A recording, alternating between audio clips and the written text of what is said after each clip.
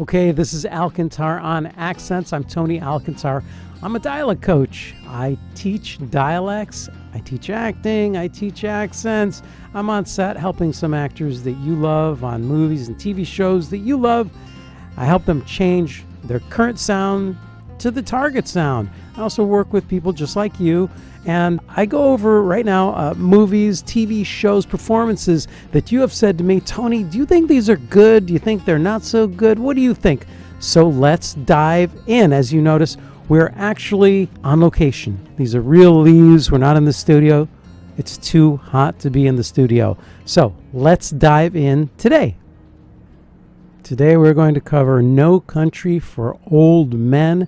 It won an Oscar in the mid-2000s, I think 2007, but predominantly we're going over the accent that Kelly MacDonald does. Now, if you don't know who she is a talent. She is the voice of the lead in Brave.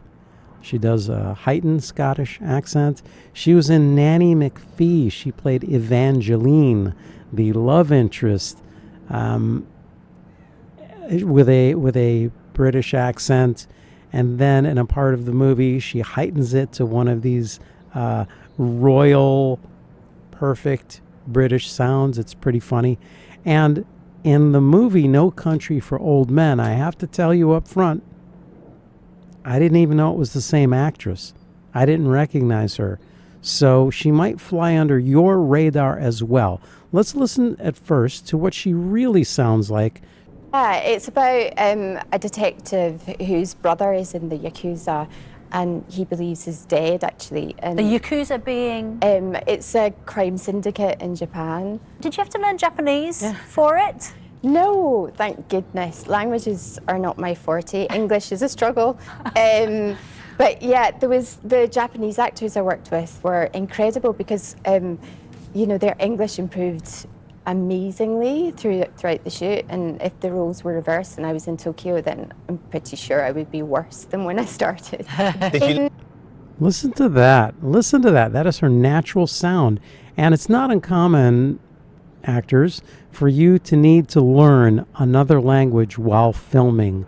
I've actually written a few scripts, and I have certain language in Japanese, in Italian, Chinese, because I know actors can do it. There are people on set who will help you with it. There are language specialists. I need one right now. There are language specialists who can help you. I think she's very gracious too. Just right off the bat, she's very endearing. Okay. And now she continues a different interview. Let's hear this. It's a lovely dialect coach on set with me, which is, it just takes the pressure off slightly. It just takes the pressure off if someone else can do that for you. Well, there you go. A dialect coach helps take the pressure off of you. That's what I do. I help take the pressure off of actors so they can focus on their performance, putting the performance and the accent together. Okay, so now we're going to go to No Country for Old Men. It's set up in No Country for Old Men that she and the character Josh Brolin plays, I don't want to say they're trailer trash, but they live in a trailer. They're down and out for some reason. They're money strapped. They don't have a lot of money, so they're setting up the image of them, and it's already been shown that they live in this trailer in Texas near the Mexican border. So they're setting up not a lot of money, not super duper high education is what they're going for here. So let's see, does her sound match it? And we'll even throw in Josh Brolin. How does he sound? Okay, so let's play this. The satchel. It's full of money. That'll be the day. Where'd you get the pistol? At the getting place. Did you buy that gun? No. Right away, they set it up with dialogue. What's in the satchel? Money, or a bunch of money. That'll be the day. They're already setting the character. They're already setting, we need money. I like it. Just it all goes together. Found it. Willin'. What? Quit your hollering. What'd you get for that thing? You don't need to know everything, Carla Jean. I need to know that. Keep running that mouth of yours, I'm gonna take you in the back and screw you. big talk. Keep it up. Fine. I don't want to know. I don't even want to know where you've been all day. That'll work. Okay, well, I don't talk to my wife that way. They're setting a tone right away. Guy comes home, quit your yelling at me. She's not even yelling at him, but he has a low tolerance, apparently, for people objecting to his position. That's clear.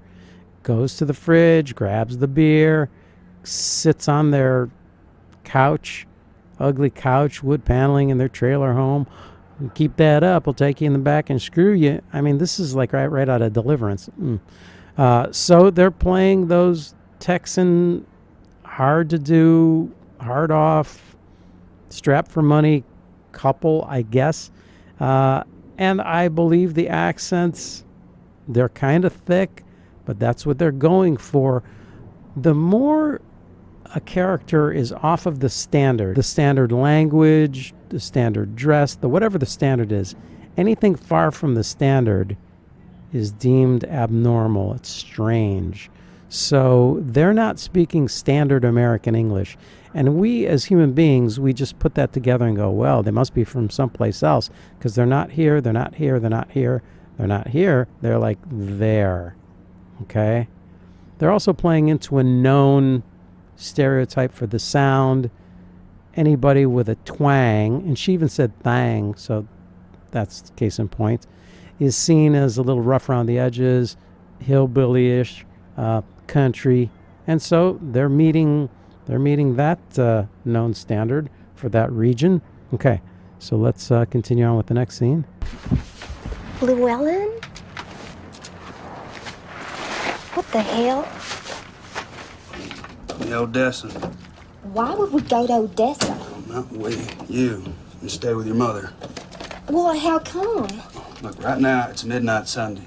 The courthouse opens 9 hours from now. Someone's going to be calling in the vehicle number on the inspection plate of my truck. And around 9:30, they'll show up here. Okay, so now let's talk about him just a little bit.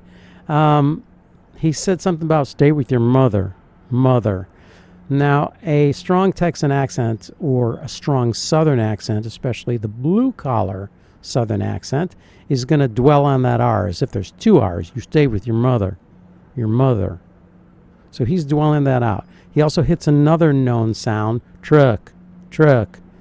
You know, it's like, honey, get my gun. Honey, get my gun. So instead of saying, honey, get my gun, which is a higher pitch rather than the low, honey, get my gun.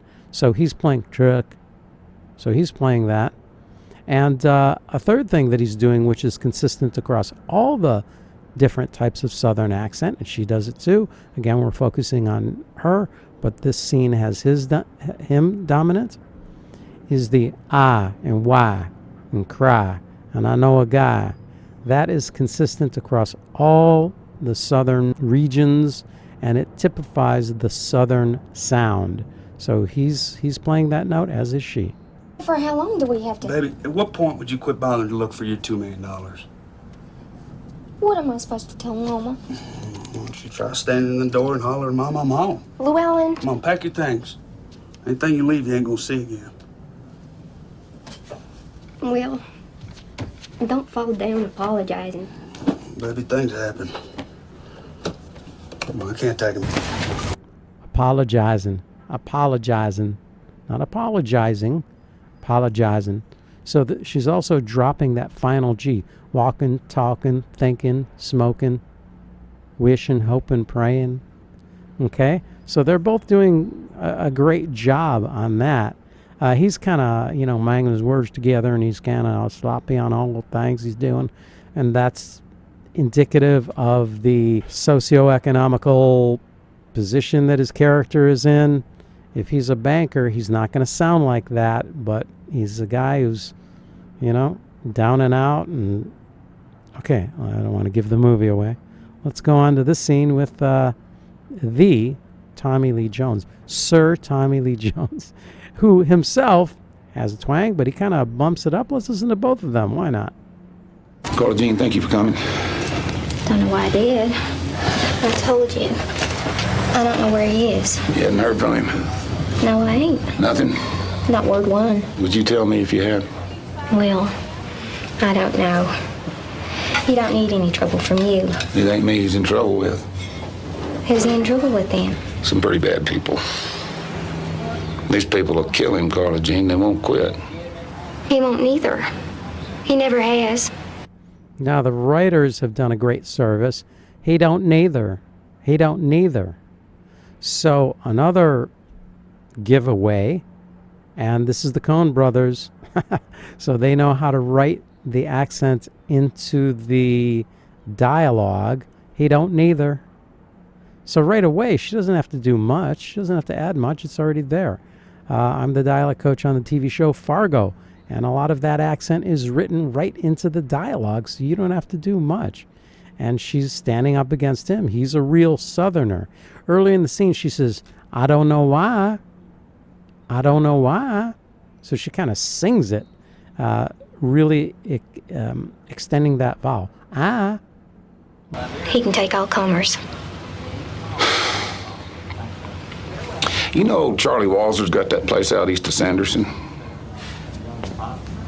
Well, you know how they used to slaughter bees, hit them right there with a maul, truss them up and slit their throats? Why are you telling me that, Sheriff? I don't know. My mind wanders. My mind wanders. My mind. My mind. 2 in a row. My mind. Now, he does something curious there, and it's the TH sound. He says, Charlie Walters got that place. He doesn't say got that place. He got that place. He got that place. That's a great indicator of a lower socioeconomical character. He got that place. He didn't say that place.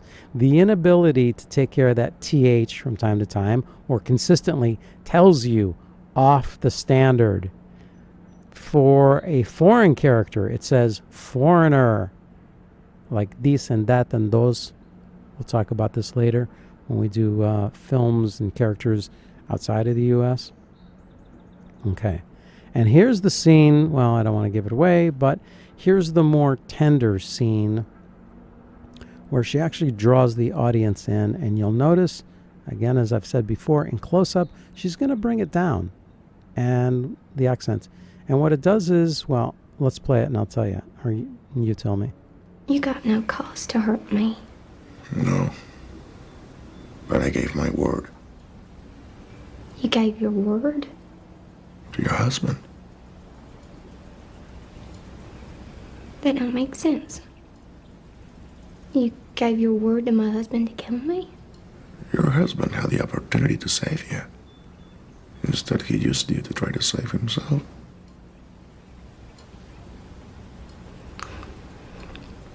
Not like that. Not like you say.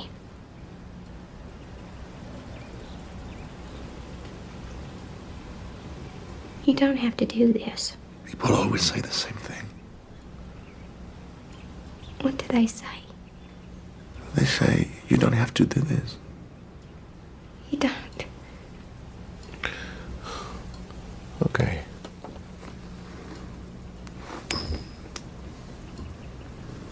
This is the best I can do. Call it. I knowed you was crazy when I saw you sitting there. I knowed exactly what was in store for me. Call it. No. I ain't gonna call it. Call it. The coin don't have no say. It's just you. Wow. Now, she gets away with remaining sympathetic in that scene by bringing it down. Notice how she slipped in, I knowed.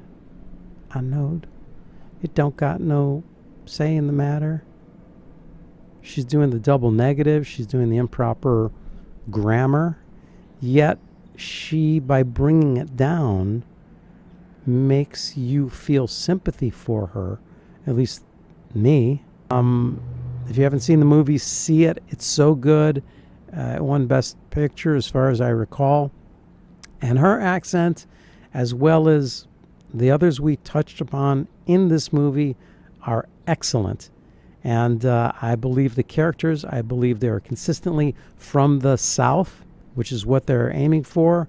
It's also, they're aiming for a blue-collar, working-class Southerner all across the board, from the sheriff to her husband to her and a number of other characters. But predominantly today, we're talking about her, Kelly MacDonald, her performance in No Country for Old Men. I think she flies under the radar. For me, she really does. Maybe everybody knows about her, and I'm the last horse to cross the finish line. So anyway, this has been Alcantar on Accents. Put things in the comments, what movies you want me to talk about, performances, ring bells, like, share, subscribe. I'll see you next time.